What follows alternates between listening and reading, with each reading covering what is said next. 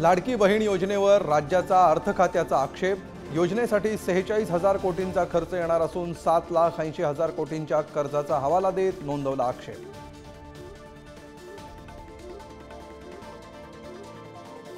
विधानसभा निवडणुकीत अपशकुन करण्यासाठी मनसेनं 250 जागा लढवण्याचा निर्णय घेतला का? संजय राऊतांचा सवाल। तर 2019 साली शरद पवारांच्या मांडीवर जाऊन का बसलात? मनसेचा प्रतिहल्ला। नीति आयोगाच्या बैठकीसाठी मुख्यमंत्री शिंदेंचा उद्या दिल्ली दौरा। अमित शहा आणि मोदींसोबत शिंदेंची वेगळी बैठक होण्याचीही शक्यता। काँग्रेस नेते सुनील केदार यांना दिलासा नाही। विधानसभा निवडणूक लढता येणार की नाही याबाबत हस्तक्षेप करायला सुप्रीम कोर्टाचा नकार।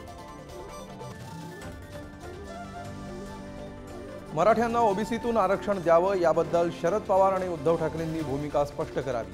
जरांगेंच्या वक्तव्यानं चर्चा। तर 20 ऑगस्टला मोठी घोषणा करणार जरांगेंचं आव्हान। पुण्यात पाऊस थांबल्यानं मोठा दिलासा। परिस्थिती पूर्वपदावर यायला सुरुवात। मुरलीधर मोहोळांकडून पाहणी। संसार उघड्यावर पडून महिलांना अश्रू अनावर। कोल्हापूर आणि सांगलीमध्ये नद्यांच्या पाणी पातळीत वाढ। कृष्णा नदीची पाणी पातळी 39 फुटावर। वारणा नदीच्या पुरामुळे जनजीवन विस्कळीत।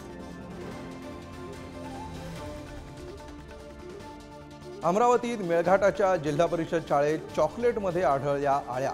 विद्यार्थ्यांना चॉकलेट न देण्याच्या सूचना। आळ्या सापडल्यामुळे पालकांचा संताप।